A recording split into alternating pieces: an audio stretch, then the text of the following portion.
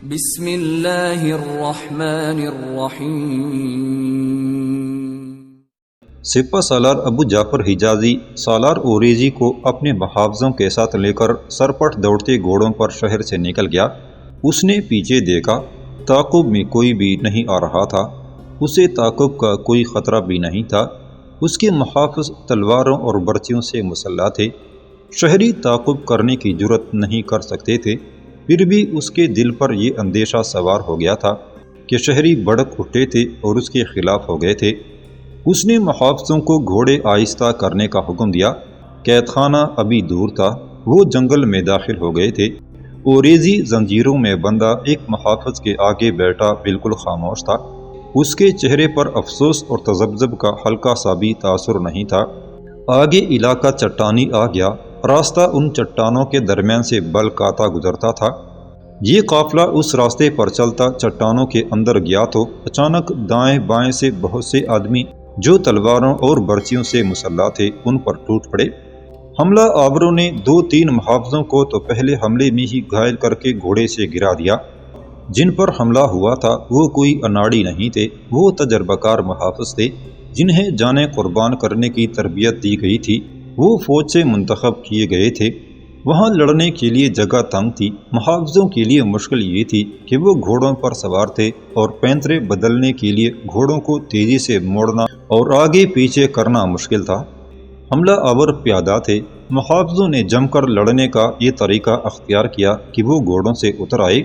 سپہ سالار حجازی نے بلند آواز سے حکم دیا کہ اوریزی کو حفاظت میں لیے رکھو اور اسے بھاگنے نہ دینا۔ وہ تو زنجیروں اور بیڑیوں میں بندھا ہوا تھا، وہ بھاگ نہیں سکتا تھا، لیکن حجازی یہ سمجھ گیا تھا یہ حملہ اوریزی کو آزاد کرانے کے لیے ہوا ہے۔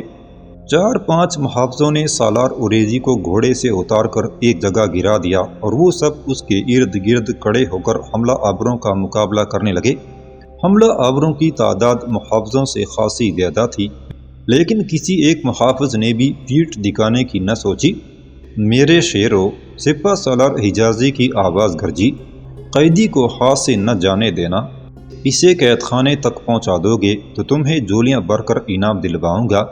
محافظوں کے لیے سالار اوریزی بڑی ہی قیمتی چیز بن گیا تھا۔ وہ اسی کے قریب رہنے کی کوشش کرتے اور لڑ رہے تھے۔ اوریزی کو انہوں نے ایک چٹان کے دامن میں بٹھا دیا تھا۔ 2-3 حملہ آور اس چٹان پر چڑھ گئے۔ چٹان اونچی نہیں تھی۔ حملہ آوروں نے اوپر سے محافظوں کو برچیاں ماری، لیکن چٹان کے پہلوؤں کی طرف سے محافظوں نے اوپر جا کر حملہ آوروں کو گرا لیا۔ لڑتے ہوئے مر جاؤ، سپہ سالار حجازی کی آواز ایک بار پھر گرجی۔ اگر قیدی تمہارے ہاتھ سے نکل گیا تو سلطان تم سب کو سزائے موت دے گا۔ حملہ آور پیچھے ہٹ گئے اور کچھ دیر کے لیے یہ خونریز لڑائی تھم گئی۔ پتہ نہیں چلتا تھا کہ حملہ آور بھاگ گئے ہیں یا چٹانوں میں چھپ گئے ہیں۔ حجازی نے محافظوں کو اکٹھا کر لیا، وہ ابھی نکل نہیں سکتا تھا۔ اس نے محافظوں کو گنا تو 5 محافظ کم ہو گئے تھے، وہ شدید زخمی ہوئے یا مارے گئے تھے۔ حملہ آوروں میں سے بھی کچھ کم ہو گئے تھے۔ حملہ آور چٹانوں کے پیچھے چھپ گئے تھے۔ محافظ اپنے گھوڑوں کو پکڑ کر لے آئے اور چلنے کی تیاری کرنے لگے۔ اچانک ایک طرف سے 5-6 حملہ آور دوڑتے ہوئے آئے۔ محافظوں نے گھوڑوں کو چھوڑا اور حملہ آوروں کے مقابلے کو آگے بڑھے۔ حملہ آور لڑتے ہوئے اس طرح پیچھے ہٹنے لگے جیسے وہ محافظوں کی تلواروں اور برچیوں اور ان کے جوش و خروش کا مقابلہ نہ کر سکتے ہوں۔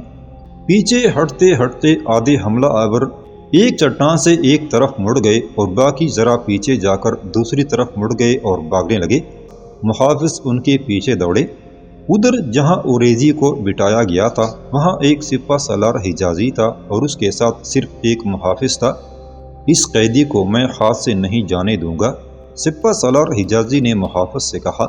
اگر ان لوگوں نے ہمارا پیچھا نہ چھوڑا تو میں اسے یہیں قتل کر دوں گا، سلطان یقیناً خوش ہوگا۔ سالار اوریزی حجازی کی یہ بات سن رہا تھا، لیکن اس کے چہرے پر خوف کا نام و نشان نہ تھا، بلکہ وہ مسکرا رہا تھا۔ حجازی نے اس کی طرف دیکھا۔ ہاں اوریزی، حجازی نے طنزیہ لہجے میں کہا، مسکراتے ہوئے جان دے دو تو بڑا ہی اچھا ہے۔ سالار اوریزی اس کی آنکھوں میں آنکھیں ڈالے دیکھتا اور مسکراتا رہا، منہ سے کچھ نہ بولا۔ اچانک قریب ہی سے 4-5 حملہ آور نکلے اور انہوں نے ہلہ بول دیا۔ حجازی کے ہاتھ میں تلوار تھی اور وہ کچھ لڑا بھی تھا، لیکن اب وہ بھاگ اٹھا اور قریب کھڑے گھوڑوں پر سوار ہو کر اس نے ایڑ لگا دی۔ پیچھے جو محافظ رہ گیا تھا اسے وہیں کاٹ دیا گیا۔ حملہ آوروں نے اوریزی کو اٹھایا اور ایک گھوڑے پر ڈال دیا۔ اس کے پیچھے ایک حملہ آور سوار ہو گیا اور اس نے گھوڑا دوڑا دیا۔ حملہ آوروں نے بڑی اچھی چال چلی تھی۔ وہ ایک طرف سے آئے اور محافظوں سے لڑتے ہوئے پیچھے ہٹتے ہٹتے محافظوں کو اپنے ساتھ چٹانوں کے اندر لے گئے۔ پیچھے میدان صاف تھا۔ حملہ کرنے اور اوریزی کو اڑا لے جانے کے لیے آدمی موجود تھے۔ ان کی یہ چال کامیاب رہی۔ 2 یا 3 محافظ بچ کر نکلے ہوں گے۔ وہ پیدل بھاگے تھے، باقی شدید زخمی ہوئے اور مارے بھی گئے تھے۔ ان کے گھوڑے پیچھے رہ گئے تھے۔ سلطان برقیارو کو دربان نے اطلاع دی کہ سپہ سالار حجازی آیا ہے۔ سلطان نے حکم دیا کہ اسے فوراً اندر بھیجا جائے۔ حجازی جب سلطان برقیارو کے سامنے گیا تو شکست اور شرمساری اس کے چہرے پر لکھی ہوئی تھی۔ اس کا سر جھکا ہوا تھا۔ آپ اتنے بوڑھے تو نہیں ہو گئے؟ برقیاروق نے مسکراتے ہوئے کہا، لیکن تھکن آپ کے چہرے سے صاف ظاہر ہو رہی ہے۔ کیا ایک قیدی کو قید خانے تک پہنچانا لڑائی سے زیادہ بڑی مشقت ہے؟ سلطان عالی مقام سپہ سالار حجازی نے تکی تکی اور ہاری ہوئی آواز میں کہا، میں لڑائی میں سے ہی نکل کر آیا ہوں۔ کیسی لڑائی؟ برقیاروق نے پوچھا۔ کیا قید خانے کے عملے کے ساتھ لڑائی ہو گئی تھی؟ کیا وہ قیدی کو وصول نہیں کر رہے تھے؟ کس سے لڑائی لڑی ہے؟ ہم قید خانے کے قریب پہنچ گئے تھے، حجازی نے کہا۔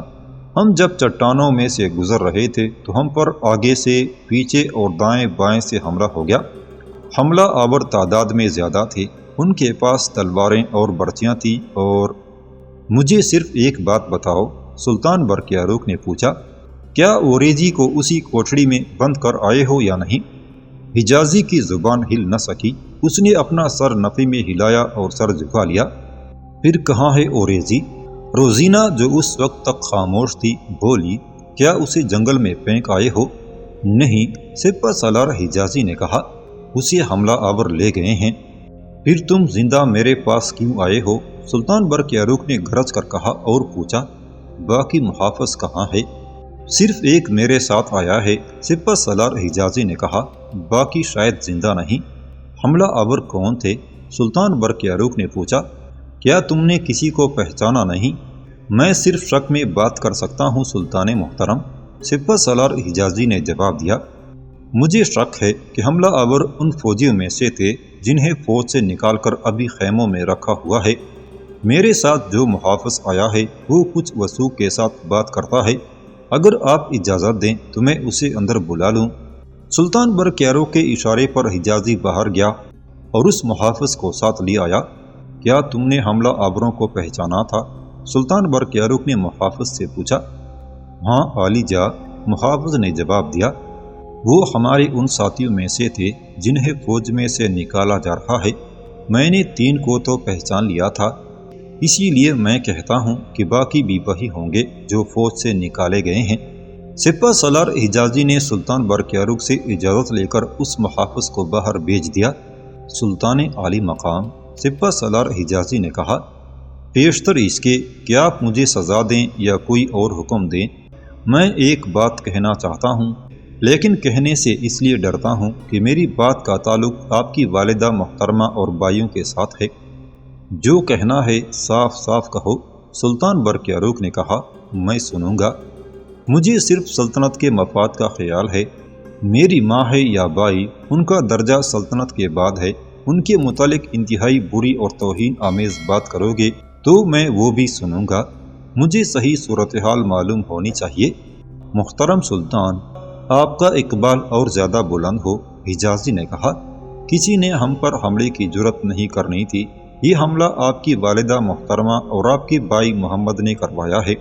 وہ اس طرح کہ میں آپ کے حکم کے مطابق اوریزی کو چوک میں کھڑا کر کے اس کا جرم لوگوں کو بتا رہا تھا۔ اوریزی اپنے آپ کو بے گناہ ثابت کرنے کے لیے کچھ نہ بول رہا تھا۔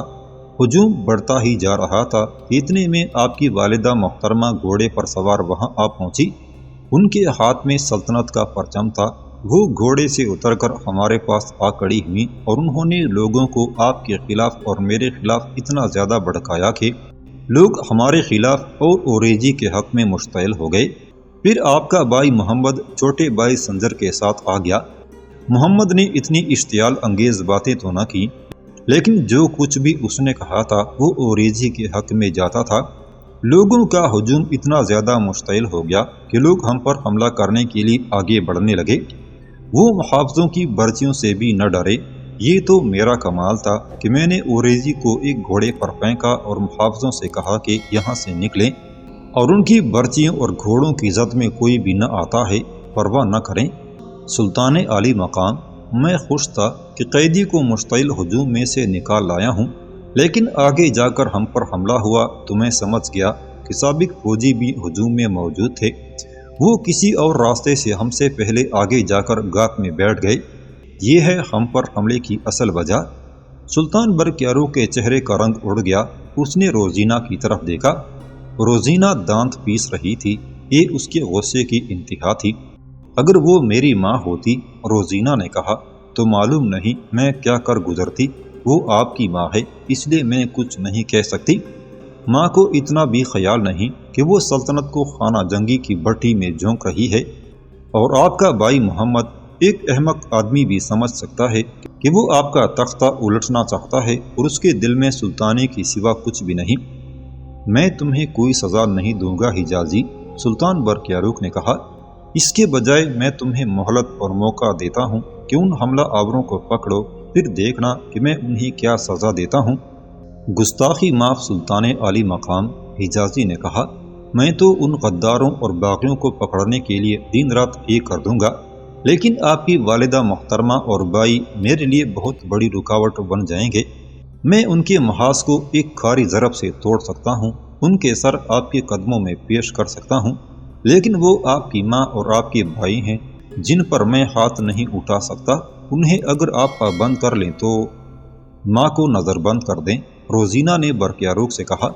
ماں کو قید خانے میں پھینکنا بہت ہی معیوب ہے۔ انہیں ان کے کمرے میں پابند کر دیں کہ وہ باہر نہ نکلیں، پہرا کھڑا کر دیں۔ بھائیوں کو سمجھانے کی کوشش کریں کہ وہ آپ کے حکم کے خلاف لوگوں کو نہ بھڑکائیں۔ انہیں ذہن نشین کرائیں کہ حسن بن صبا سیاہ گھٹا کی طرح افق سے اٹھتا چلا آ رہا ہے، اور اگر یہاں بھائیوں میں ہی اختلاف پیدا ہو گیا تو یہ گھٹا سلطنت سلجوقیہ کو تاریک کر ڈالے گی۔ اس باطنی لڑکی روزینہ کی ایسی ہی باتیں تھیں جو سلطان برقیارو کو متاثر کرتی تھیں۔ اسے کوئی کہتا تھا کہ یہ حسن بن صبا کے گھونسلے سے نکلی ہوئی لڑکی ہے تو برقیارو کا خون کھول اٹھتا، اور ایسی بات کہنے والے پر وہ برس اٹھتا تھا۔ اب سنو حجازی، سلطان برقیاروق نے دو ٹوک لہجے میں کہا، 2 راتوں کے بعد جب تیسری رات آدھی گزر جائے تو اپنی پوری فوج کو بیدار کرو اور ان فوجیوں کے خیموں کو محاصرے میں لے لو جنہیں ہم نے فوج سے سبکدوش کر کے خیموں میں عارضی طور پر رکھا ہوا ہے۔ اپنی فوج کو پہلے ہی بتا دینا کہ وہ تیاری کی حالت میں رہیں اور باہر کسی کو پتہ نہ چل سکے کہ فوج تیاری کی حالت میں ہے۔ آدھی رات کو صرف ایک اشارے پر فوج خاموشی سے اٹھے اور وہیں سے محاصرے کی ترتیب میں ہو کر خیموں کو اپنے نرغے میں لے لے۔ رات کے وقت کوئی کارروائی نہیں کرنی۔ صبح جب وہ لوگ اٹھیں تو انہیں پکڑ پکڑ کر الگ کڑا کرتے جانا، پھر ہر خیمے کے اندر دیکھنا کہ کوئی چھپا ہوا تو نہیں رہ گیا۔ اپنے اس محافظ کو ساتھ لے لینا اور یہ ان میں سے ان 3 آدمیوں کو پہچانے گا جو حملے میں شریک تھے۔ حملے میں تمہارے محافظوں نے کچھ حملہ آوروں کو زخمی بھی کیا تھا، ان میں جو زخمی نظر آئے اسے بھی الگ کر لینا۔ سختی بھی کرنی پڑے تو تمہیں اجازت ہے کہ کسی کو جان سے مار ڈالو۔ تم خود عقل رکھتے ہو، میرا مطلب سمجھ گئے ہوگے۔ مجھے یہ حملہ آور چاہیے۔ ابھی 2 دن اور 2 راتیں تم یوں دبک کر رہو جیسے کوئی کارروائی نہیں کی جائے گی اور تم ڈر گئے ہو۔ اپنی ماں اور بھائیوں کا انتظام میں خود کر لوں گا۔ سلطان برقیاروق نے سر سے اشارہ کیا تو سپہ سالار حجازی رکوع میں چلا گیا اور اسی حالت میں پیچھے ہٹتے ہٹتے دروازے سے نکل گیا۔ اس کے جانے کے بعد سلطان برقیاروق اٹھا اور کمرے میں بے چینی سے ٹہلنے لگا۔ وہ کبھی رک جاتا، اوپر دیکھتا، پھر سر جھکا کر چل پڑتا، کبھی رک کر اپنے ماتھے کو زور زور سے ملتا۔ روزینہ پہلے تو اسے دیکھتی رہی، پھر اس نے برقیارو کو اپنے بازو میں لے لیا اور بٹھا کر اس پر اس طرح جھکی کہ اس کے ریشمی بالوں نے برقیارو پر سایہ کر دیا۔ آپ کو یہ لوگ جینے نہیں دیں گے، روزینہ نے اس کے ساتھ اس طرح پیار کر کے کہا جس طرح ماں اپنے معصوم بچے کے ساتھ کرتی ہے۔ وہ کہنے لگی، ذرا سر میرے ساتھ لگا لیں، آپ کی ذہنی حالت تو ان لوگوں نے بگاڑ کر رکھ دی ہے۔ کوئی غیر ہوتا تو اور بات تھی، اپنی سگی ماں اور سگے بھائی آپ کو جہنم میں پھینک رہے ہیں۔ سلطان برقیارو پر خود فراموشی کی کیفیت طاری ہو گئی۔ اس نے اپنے آپ کو روزینہ کے حوالے کر دیا اور 2 سال کا بچہ بن گیا۔ کچھ دیر بعد روزینہ اٹھی اور سراہی میں سے ایک مشروب پیالے میں ڈال کر برقیارو کو پلایا۔ سلطان برقیارو محسوس نہ کر سکا کہ اس کے آباء و اجداد کی سلطنت اس پیالے میں ڈبوئی جا رہی ہے۔ سلطان برقیارو کے ذہن اور دل پر اپنا قبضہ مکمل کر کے روزینہ اٹھی۔ کیا میں ماں کو بلا کر اسے کہوں؟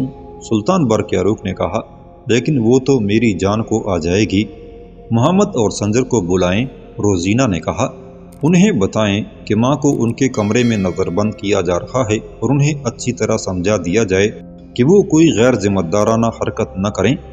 اب وہی صورتحال پیدا ہو گئی تھی جو روزینہ نے یہاں آتی ہی پیدا کر دی تھی، یعنی سوچتی وہ تھی اور عمل برقیارو کرتا تھا۔ برقیارو کا اپنا دماغ روزینہ کی حسین گود میں بے ہوشی کی نیند سو گیا تھا۔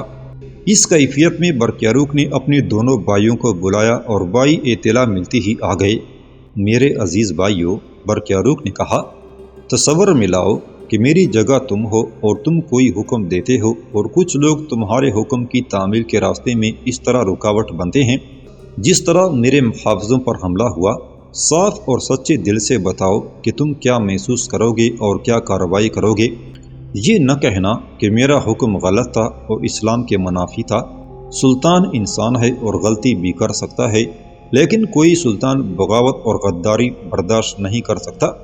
تم نے محمد اپنی ماں کے ساتھ مل کر میرے خلاف زہر اگلا اور یہی وجہ تھی کہ جو محافظ دستہ اوریزی کو قید خانے میں لے جا رہا تھا اس پر حملہ ہوا۔ قیدی کو وہ ساتھ لے گئے اور محافظوں کو قتل کر گئے۔